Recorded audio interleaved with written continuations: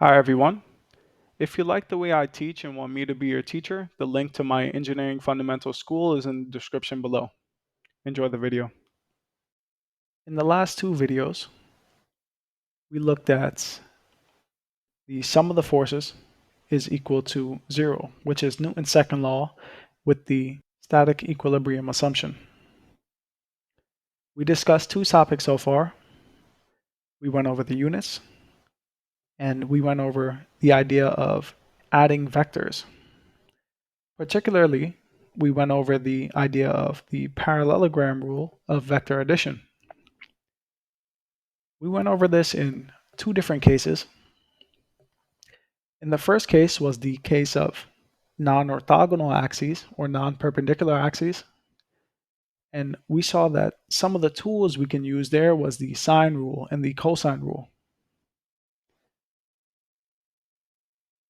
We saw that this approach was limited because we'd have to draw many triangles if we were working on summing three or more vectors.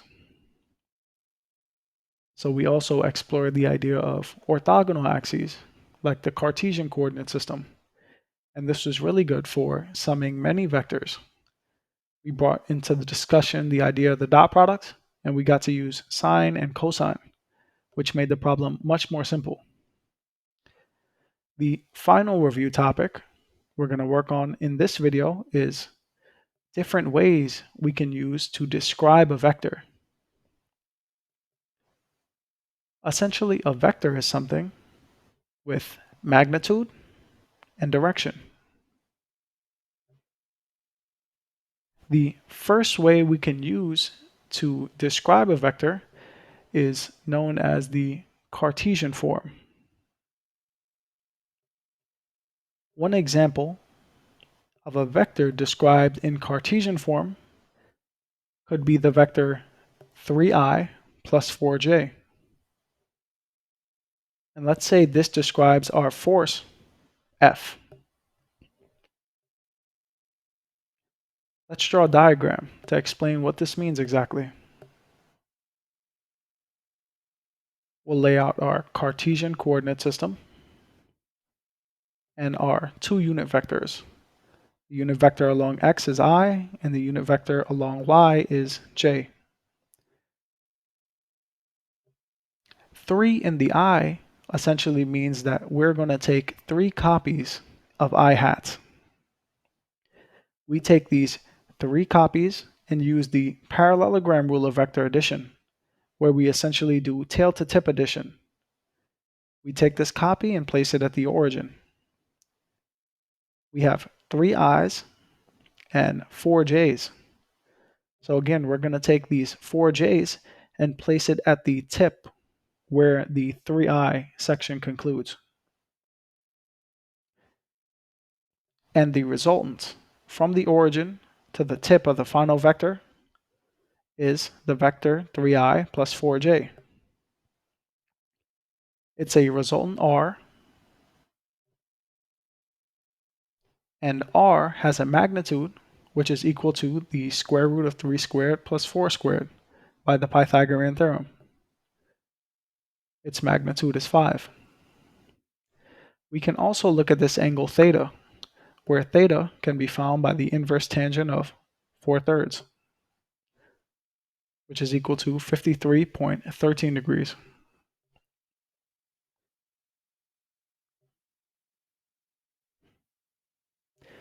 All the ways we use to describe vectors need to convey magnitude, and they also need to convey direction. For instance, the next thing we're going to talk about is polar form. And if we wanted to describe that same vector 3i plus 4j in polar form, we would need to convey its magnitude, which is 5, and its direction, which is 53.13 degrees. This is a valid way to describe a vector because we convey that magnitude and direction.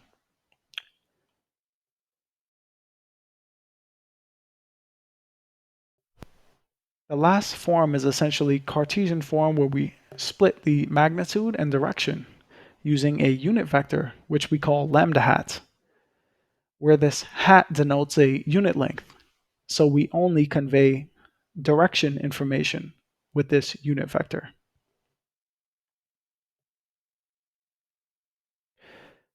If we wanted to describe the vector 3i plus 4j in this form, we would put the magnitude on the outside and contain all the direction information within the bracket.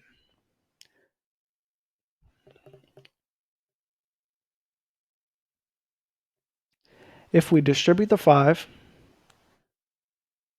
we would essentially get back to 3i plus 4j. And that's exactly equal to the polar form of the equation as well. So all these forms are equivalent. Now, commonly when learning new topics, it's useful to link that new knowledge to existing knowledge. This promotes retention and also makes you really have an intuition for the information that you're studying. And that's exactly what I would like to build in this course.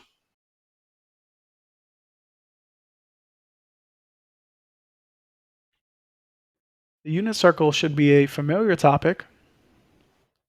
And if we paste a unit circle here, what we should note is that any vector starting at the origin and extending to the circumference is a unit vector. If we look at the particular unit vector for 30 degrees, what we would do is start at the origin and extend to the circumference. We would note that this vector has an x component and a y component, just like any other vector. Its x component can be described by the cosine of 30 degrees, and the y component can be described by the sine of 30 degrees. So if we wanted to wear lambda hats, it would just be cosine 30 in the I plus sine 30 in the j. If we wanted to reduce that, it'd be the square root of 3 over 2 in the I plus half in the j. Sometimes students will get confused on which one is sine and cosine in the unit circle. But if you think about the idea of sine and cosine, we should be able to clear up that confusion. If this angle is theta, and this is the opposite and adjacent side, we note that the sine of theta is equal to the opposite side divided by the hypotenuse. But the hypotenuse is equal to 1. This means that the sine of theta is the opposite. And the same thing could be said for the adjacent side. The adjacent side is the cosine. So it's clear to see that the x is cosine and the y is sine. Let's do an example to pull everything together. What we want to do is find the unit vector direction lambda hat for our vector f, where f is equal to 137 in the I plus 72 in the j.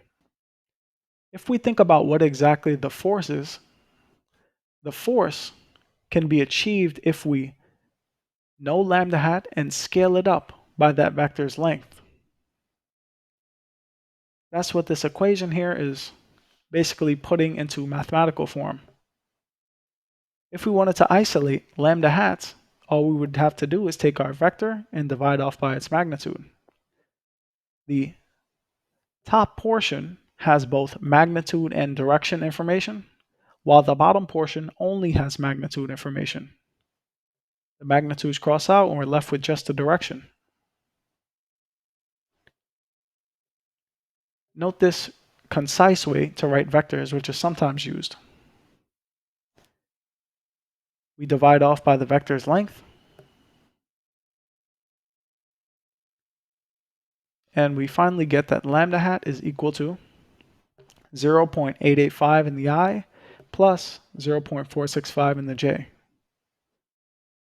If we wanted to check to ensure that this was truly a unit vector, we would just have to show that its length was equal to 1, which we can quickly do on our calculator, and it is true, the length is 1. I hope this video gave you good exposure to how we communicate vectors in different forms. Essentially, we're always trying to communicate the magnitude and the direction. I hope to see you in the next video. Keep learning and keep working hard. Goodbye.